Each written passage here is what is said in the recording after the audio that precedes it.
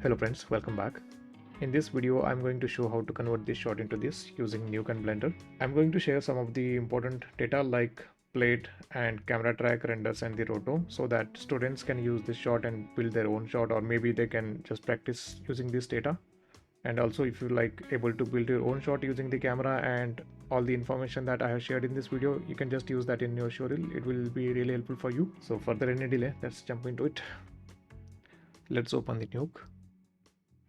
Let's bring in the footage. This time I'm using the JPG sequence, not converted the MOV into an XR, because this is just the character that we're going to use in the comp, and I already used the high settings on the JPG, so it's gonna be okay. I'll use this one. Let's turn on the auto alpha and close it. And first thing, we'll set the project. Press S in the node graph, and the frame range is 1 to 256, and the FPS is 24, and the resolution will be HD. Let's save it. And the color space will be default. I'm not using any OCIO settings this time, just keep it default. First thing is tracking. I will track the shot in the Nuke, not in the Blender. Use a camera track.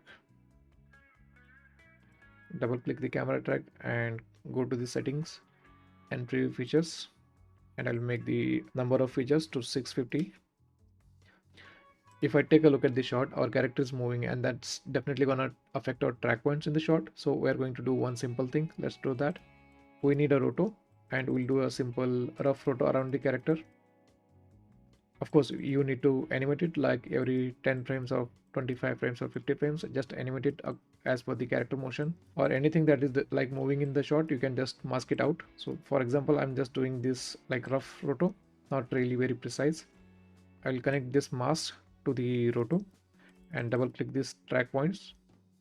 Right now our track points are also tracking the character, which we definitely don't want, because that's going to affect our track motion, or the error will be super bad, and we need to fix that before we track the shot. So go to the camera tracker and make sure that this mask is connected to the rough roto that you have created to the character, and we need to simply just go to the mask option here and select the mask alpha. So all the track points from the character body are now excluded from the area, so that's what we want. In this case, I already have the roto, so I'm not going to use the rough roto. I have character roto. I'm going to use that as a matte to like mask out the track points from the character body. So I have the character roto here. I'm going to use this. I'll connect this to the roto and double click it. Now the roto is very precise. That's why we're reading the track points just very close to the character edge here, because the roto mask is very precise, and that's going to affect only till there. So we are going to just make the roto or this matte look eroded. Let's take an erode node, and I'll select the RGBA and make the alpha a little like very broad, so that now the track points are really not close to the character. So that erode node is helping us to get rid of those track points very close to the character. Let's track it now. Hit the button track. It might take time. A few moments later. So once the track is done, we're going to hit the solve button. Before that, I'll just copy this track and keep it like as a backup. I will hit the solve. So the error is 0.8, which is really good. Go to the auto tracks, hit the unsolved and delete rejected. So now you can play with the settings and make the track bit more better, or if you are satisfied, then you can just keep it and use it. So I'll try to make it little better because we have a lot of track points. Let's slightly bring it down, and also I'll take it till here and hit delete, and let's see if that works, if that can make track better. Not really great. 0.7. I'll take it a bit more. I'm playing with these values and taking it like much further because we have a lot of track points, so I think that's gonna be okay. I think this values looks great. I'll just keep it, not going to take it more beyond that. Go to the camera tracker and we'll bring in the camera scene. Let's unlink this and select the scene. Hit create. Now we have camera and the scene and the point clouds, and we're going to use this tracker to the Blender. Let's bring in the right geo, and we can now export the camera data. And as always, you can now check the track is working fine. Like you can take a checkboard and just place a card, like let's use the camera tracker and grab a card like on this point. If this point is fine, I'll hit create a card, or maybe a sphere this time. This is too big, I'll make it small and use a scene, and then I'll connect this sphere to checkerboard, and then this will go to the camera. I'll take a scanline render and connect this to camera again. So don't get confused, I'm just using this camera scanline render to the camera and the scene to make it 2D, and just merge it on the plate, and I'll make it smaller.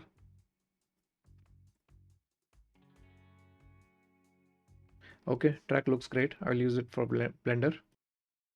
I will delete rest of the stuff and just export the scene setup like camera and the track points.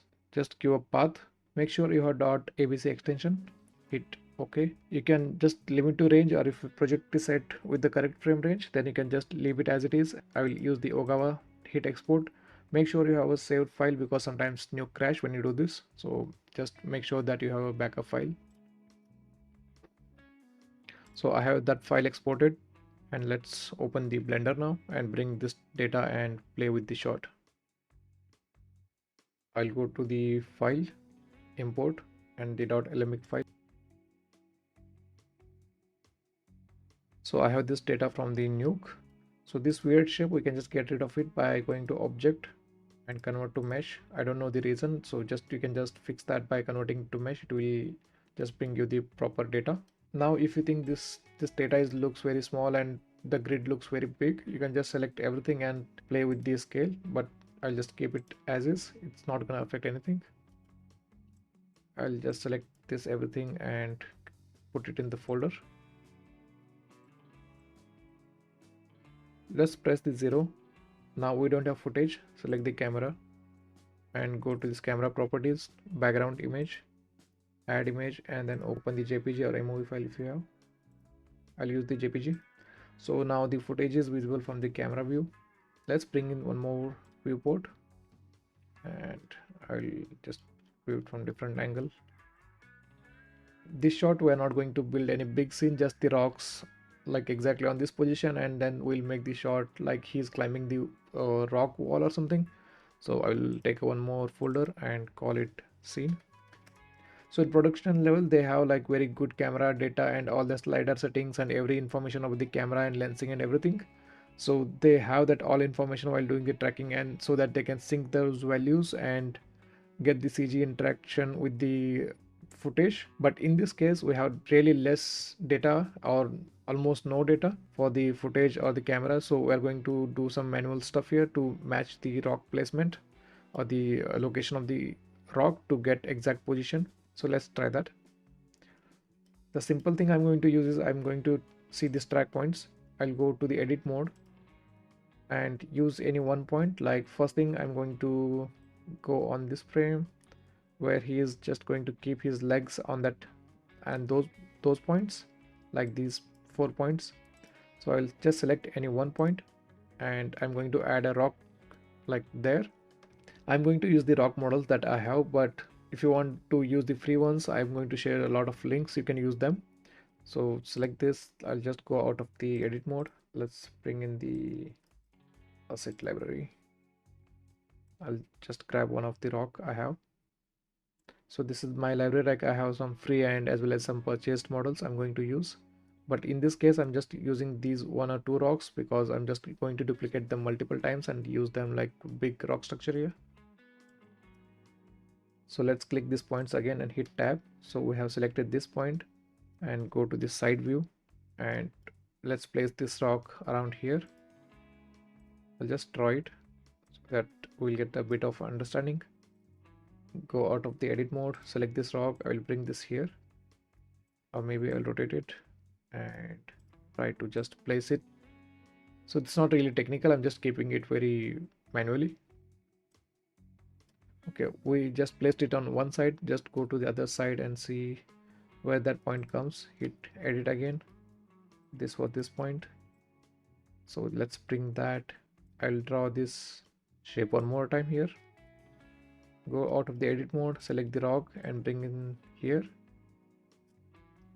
Okay, so we have that position. Let's play it and check if that works.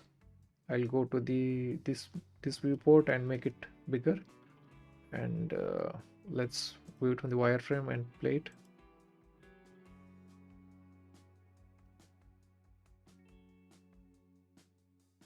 Okay, something is wrong. I now realize that we didn't set the project before we start the work. So let's go to the Blender project settings here.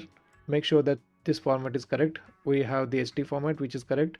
The very next thing and the very important thing is this frame rate, which should be 24, because in Nuke we have the project setting with the 24 fps, and we need to keep the same in the Blender as well, and by default it was set on 25, and that's the reason we are like getting that error. But now we have set it to 24, and also the frame range, make it 256. Let's check the Nuke if that is correct. Okay, that's correct. Now let's play it and check. That looks good. So always make sure that you have a correct frame range and the fps that matches the Nuke, and you won't see this kind of problems. Now next thing, I'm going to use the same technique to bring this rock on this position. So let's select this. I'll go to the edit mode and select this point. This point is somewhere here, so I'll use one more rock or the same rock, but before that I'll just draw a little circle here and select this rock. I will use the Alt D shortcut to just duplicate the instance, and we'll just get a different shape so we don't see the repetitive textures or the same kind of angles on the rock wall. And then select this point again, and I'll just draw this circle one more time. Go out of the edit, bring this rock here, and I'll slightly make it bigger. And from the side view, I'll just bring it little back, and I'll play it to check. Okay, that hand is looking so good and tight on that rock or that position. Let's see the timeline here, and okay, these 2 points looks great. Similarly, you can use different track points and use that as your location to just adjust the placement of these rock models. Now these are the two important points that I chose to match the rock points, but if you want you can go with different points as well, like this hand or this wall or something, but these are the main points for me. I will keep it like that, and I'll duplicate this rock one more time and make it bigger. And now I'll start the layout thing. Like, I'm not going to touch these hero rocks. I'll make sure that these two rocks will be on this position, they will never change, and rest I can play with the layout. So I will keep them in one folder. I'll call them hero rocks. I'll now play with the layout. Now I don't want to see this track points, I'll just hide them. So next thing is, like, my idea is to bring the wall structure like somewhat like this. So I'm going to use this area and fill up with the rocks. I'm just moving them and playing with the rotation and the scale and the location of that rock structure. Now if that looks too repetitive, I'm going to use different rock model. Like, I will go to the asset library again and bring in different rock, like this one maybe. I hope this is not the same rock, but anyway, let's check it. If that looks good, we'll use that. I'll bring this side, and so this is like I'm trying to make a good framing. It's not like I'm seeing anything or like matching anything. It's like I'm trying to get a good layout in the frame. I don't want to cover the whole area or make the rock structure very big. I want to keep some shapes, like my rock should be somewhere around here or maybe somewhere around here, like that, and I'm trying to match that kind of layout or look. So keep playing until you are okay with some kind of or you are satisfied with some kind of look. Now understanding the look is quite difficult without the light, so this is okay if you have added some rocks. Now I'll simply add some light and see if that looks good with the lighting. So go to the lighting view. My lighting is already set to the sky texture, so I'm going to use this only. I'm not going to use HDRI. This is going to work, and I want to show some kind of lighting is hitting on this kind of rock edges, so make it look more dramatic. So I'll play with the rotation first. Okay, I want something like this, that light should be hitting on this wall, but I don't want this whole rock to be very bright, because if I take a look at the plate, a plate is like, this is the indoor shot, so we don't have any harsh lighting, but to get the visual interest, I want some light on these areas. Like if I go to the Blender, like I want some light on this area, because I want to show that this clip is like too tall. To get that feel, I'm going to use some light on this area only, and I'm going to use some blockers to block the light on this area, because we don't have a really harsh light in that area in the plate, or anywhere in the plate. So that will just be very natural looking rock with the plate. So let's add some blockers. So about the blockers, I have explained already in some of my videos. So if you want, you can go check out these videos, and also they have like different shots and different ideas. So you can have a basic idea of or understanding about the blockers. So I'll call it blockers. And now the light is too bright from all over, like lit from this area. I'll go to side view. I'm not going to use the mesh, any mesh. I'll just simply bring in one more rock and add it just here. So now this rock is blocking the light which is coming from this angle, and if that rock is not there, that's simply gonna lit the scene rock which is there in the main frame. So we just add it there, but it looks like it's blocking the light entirely or completely. So I'll just bring it till here, and also let's move it a bit. Now this looks like a floating rock. Let's see what's happening there. Okay, so these are the main two rocks that we're not going to touch, but we'll fill up the other areas, like we don't want to keep it empty. So I'll just make it big and play with the area, this empty space, and also the scaling and everything. Now these blocks are looking repetitive, so I'm not going to use this rock. I will bring in something like this one. That looks good. I'll bring it one more time here, make it bigger, and just play with the scale and the rotation, just to make it like visually interesting. And also bring in the side. Okay, something like that looks really good, because we have some good big rock structure. Okay, so if I take a look, my some of the rocks are gone into the blocker here. So I'll just use this in the blocker, but rest of the rocks are from the main shot. So I'll bring it to the shot. So these all the rocks are in the frame, and these blockers to block the light. So now I'll just duplicate this one more time, this blocker light rock. I want to reduce this light, so I'll keep it something like this. So we're reading only this area in the sunlight, and rest of the area is blocked.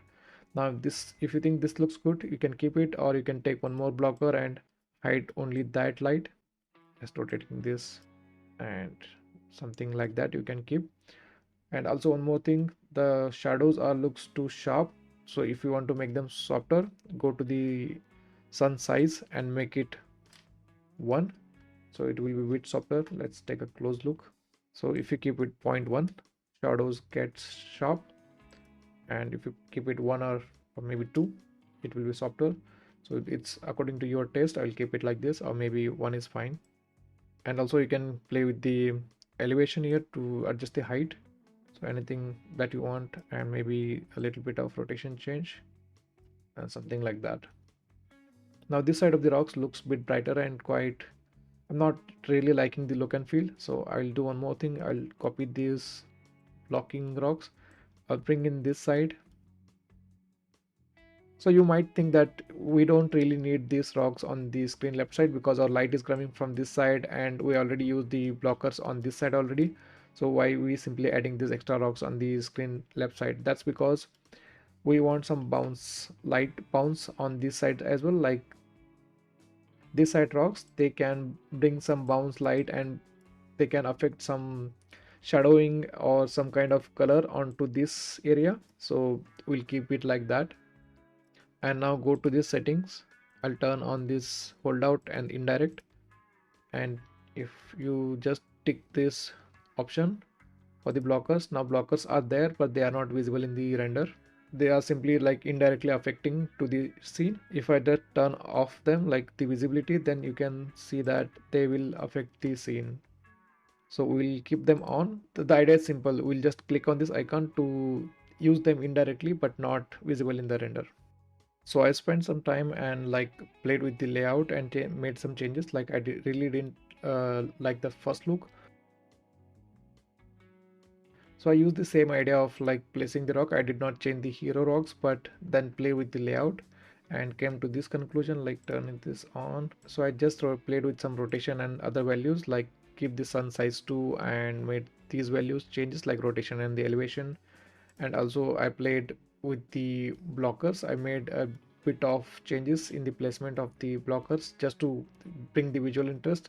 You can just keep playing according to your requirement, and it's like really not really big thing. This is like very simple and straightforward shot, so you can keep playing and make changes at any point.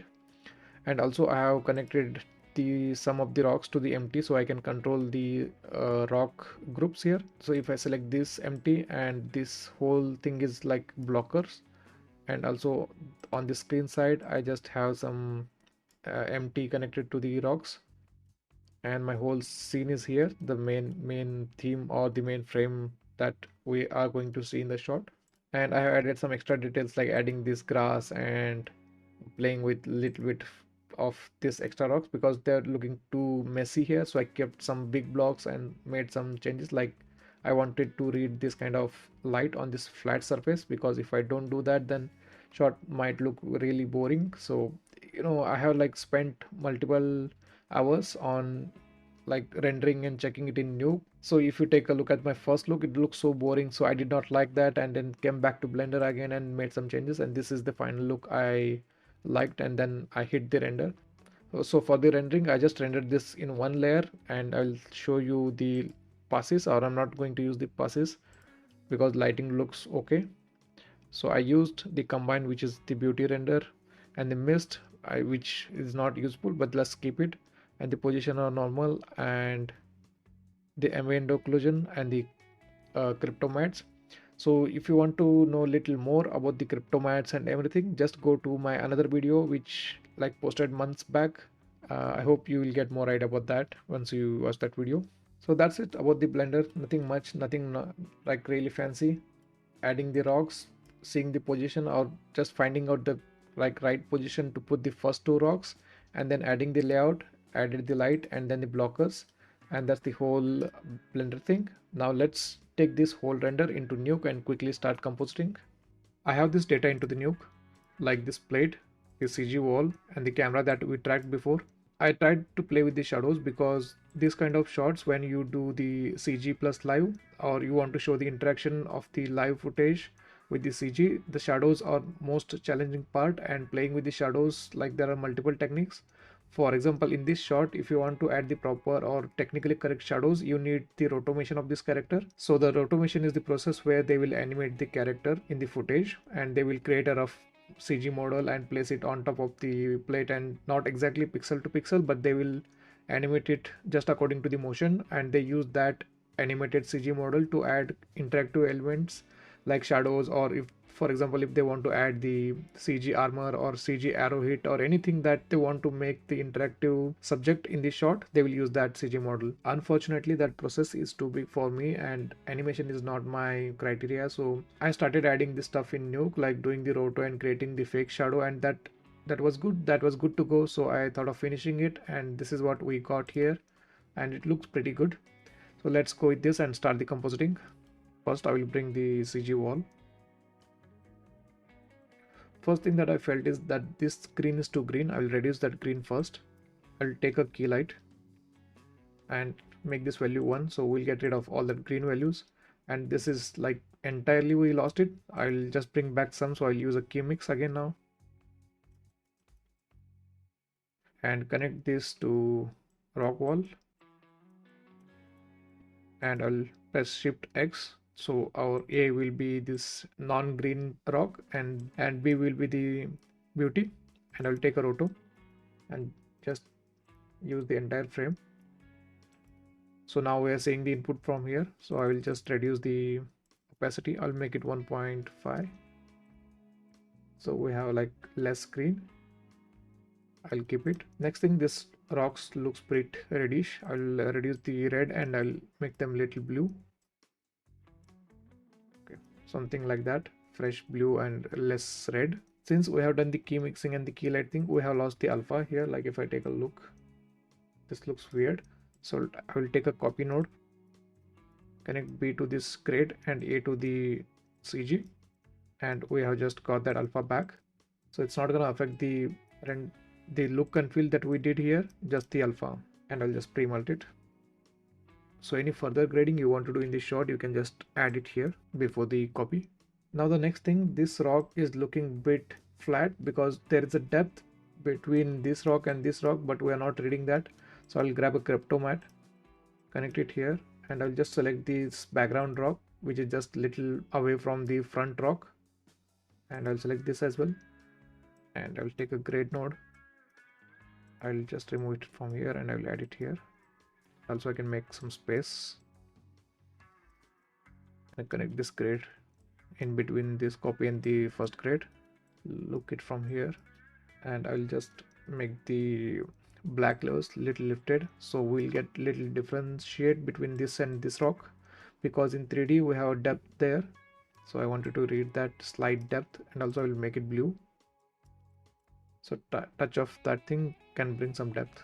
Now let's bring in the plate and use the roto and just add the character and see how that looks. So this is the scan, and I have this roto here. I'll use a copy and pre-mult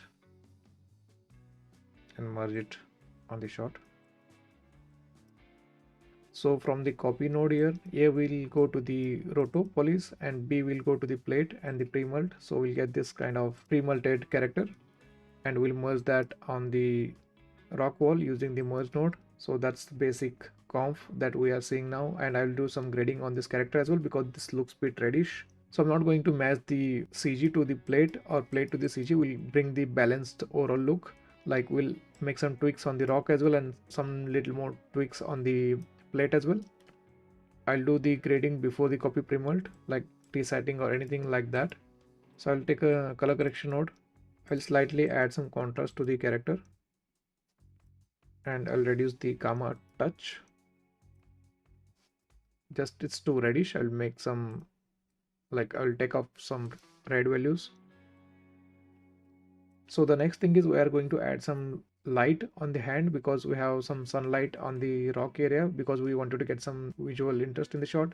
We'll try to play with the grade to bring some highlight on the palm or this hand or the character body wherever it's needed. I'll just increase the white point and take mask.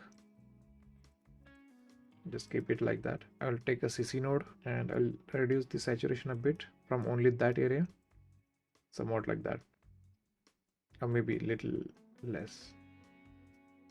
Now we need to animate this roto, so I'm not going to do that manually. I'll just take a tracker, connect it to the plate, and see which point is good to track this kind of shots.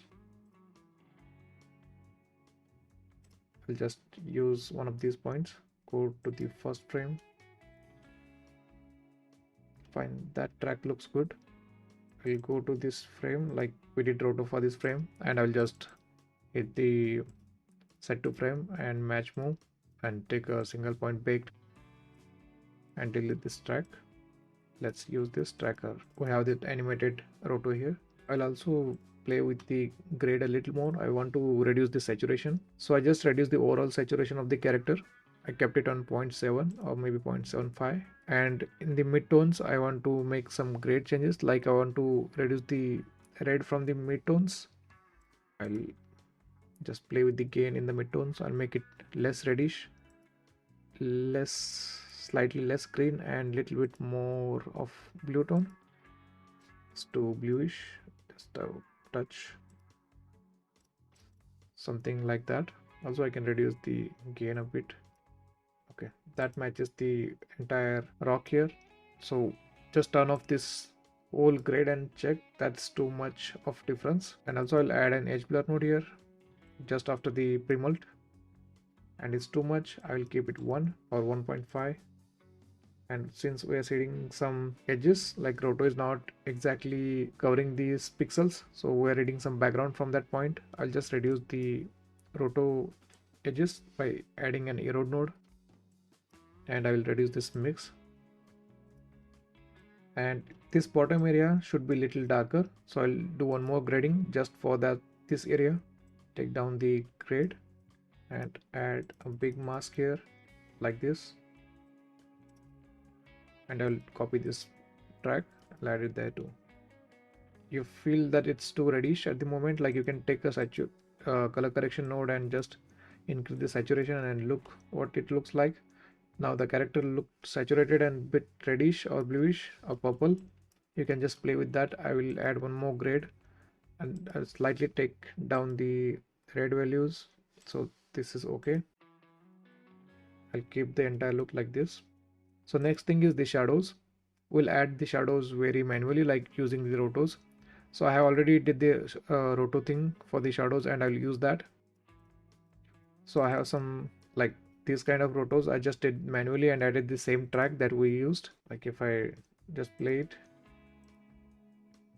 I just try to see the animation of the or the motion of the character and try to add that roto on top of the rock, and we'll get that kind of shadows. It's like very manual thing. You need to spend some time, and it's like seeing the light direction and everything. Since we are very clear that our light is hitting from this and we want some shadows, also we can take the plate as a reference. Like plate also has some slides of shadows, you can just copy that kind of thing, but the plate has different background and the shadow will be different there.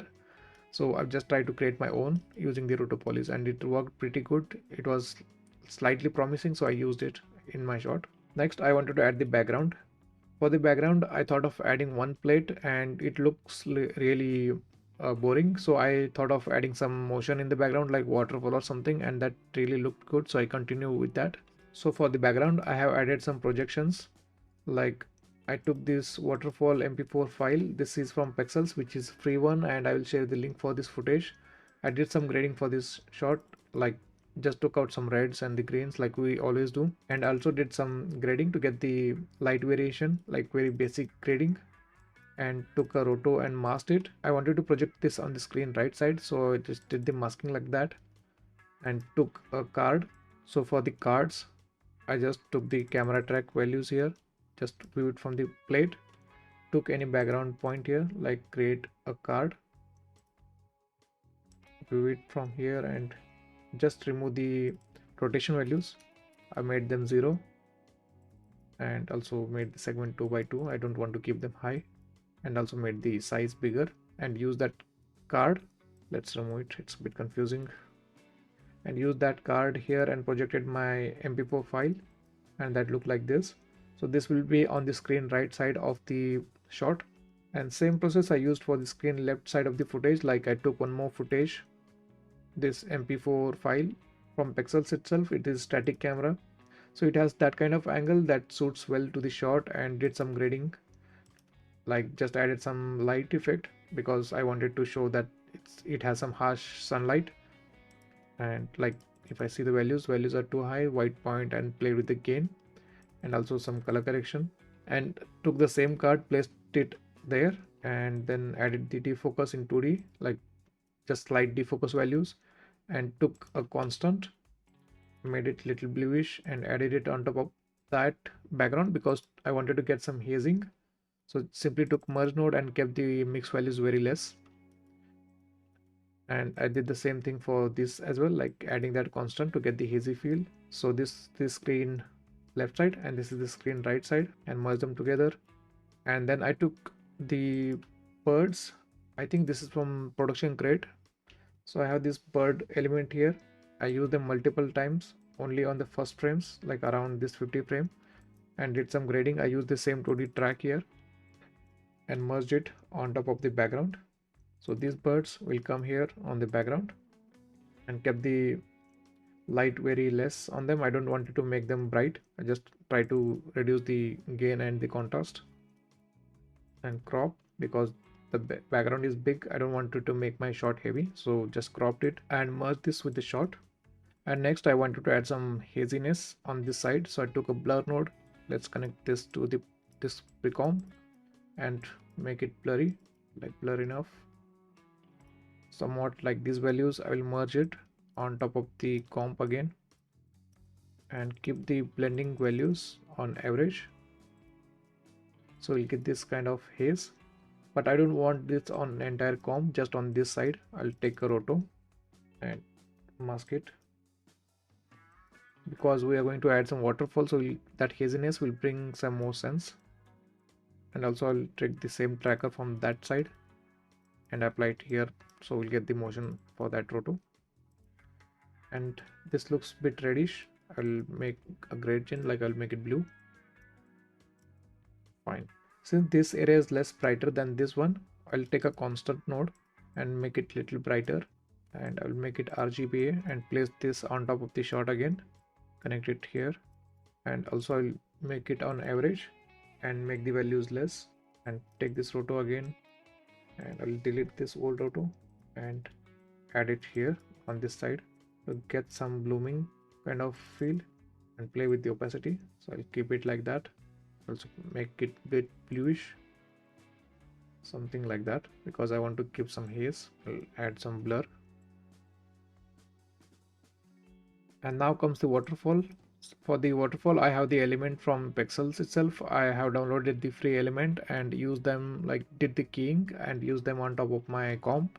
Let me show you that. So this is the plate I'm going to use. I will just add a reformat first, and I'll use a keyer node and see the alpha, and I will just make it like this and pre-mult it. So we have this waterfall, and I'll make it bit bluish and merge it on top of my shot. So this is on this part. I want to bring it here, so simply add a transform node and make it slightly bigger and squeeze it a bit. And now I can play with the grades. I can make it blue as well, and slightly something like this.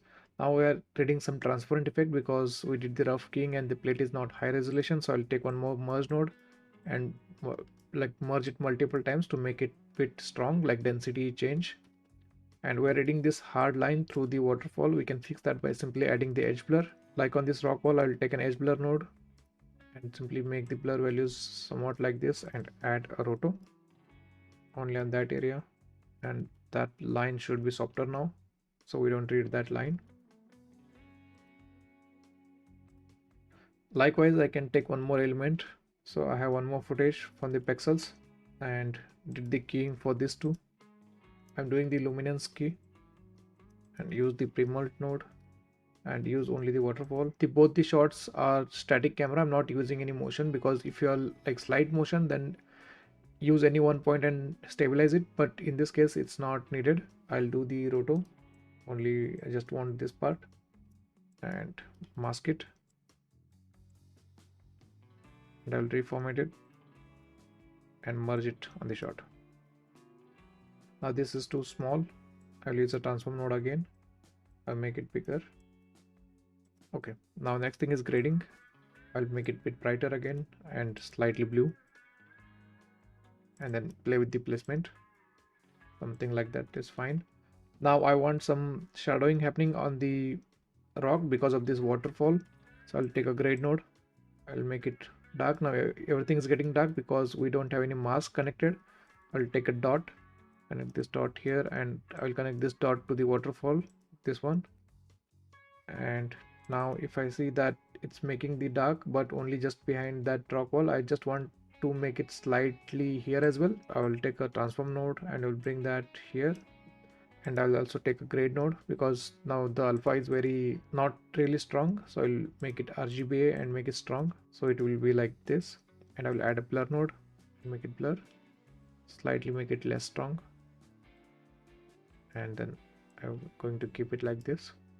So whenever I play the shot, we'll get that shadowing feel or hint on this wall because of the water's motion. And then we have that waterfall on top of it, so it will just give like contact or that kind of shadowing feel on the rock, will help us to get the more realistic effect. Now if you feel it's too bright, then you can play with the values. Like I'm feeling it too bright, I will reduce the grade values, I'll make it less brighter, and also so it's like keep seeing until you get the desired look. So that's the waterfall and the shadow. Now I want to add the waterfall on this area as well, because we're seeing less depth, because I want to make the, like, I want to show that there is a little bit distance between this and this rock. So I will just copy or just use the same waterfall again here before the transform, and I'll transform it and merge it, and simply using this transform I'll bring this waterfall here somewhat like this. So now we have the same element here, and now we have just took that and copied it here on this screen left side. Now we are adding it on top of everything, so simply I can cut it using the crypto mat. Take the rock wall, I'll use a crypto mat node, and I'll just cut it using this and this rock, or this front rocks. And if I take a multiply node, connect the mask to the crypto mat and multiply to the waterfall, and just make it 0. So anything that is just coming in front of that point, it will just multiply it and make it 0, and that looks like it's behind the rocks. That's very simple thing. Now if you play with the position, it will just go like, just it will look like it's behind that rock. Important thing, you need to put the tracker, like we have not added any track points, so just take this 2D track and add it to all the waterfalls, the first one and the second one, and as well as the third one. So it will just go with the motion of the shot, and I'll put it on NMP. And that's the most important points we covered. Now I'll do overall grading, like taking a grade and making it slightly less bright, or making it slightly bluish or greenish. So these kind of things I always do on top of my comp, and adding the grain, add a grain and make it visually cinematic. I'll make the values less and play with the black values somewhat like that. I'll keep the size of the grain very small, and then I want to add the framing, which you can do it in the edit as well as here. So I'll take a constant node, I'll add it on top. We don't read anything because we don't have alpha in the constant. If I just make it RGBA and keep the values 1, you will see that it will go black.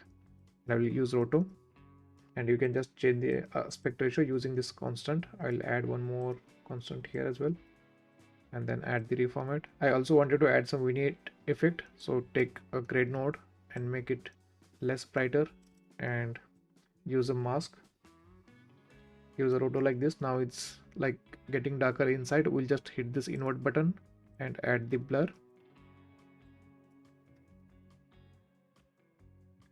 The next thing, I will add the lens drop on the shot. So these are the lens drops I have added. If you want to know how to create and add this kind of lens drops, please check out my Godzilla video. In that I have already explained quickly how to add the raindrops. So it's very easy and interesting one. And I forgot to mention that I have added the zoom effect. Like, I took the whole comp, I will show it on the plate because it's not heavy. I took the transform node, and around like this frame, for example, I just give a key on the scale, and in like 4-5 frames I'll just increase the scale just like that and play it. And now I'll also move the transformation, like translate values.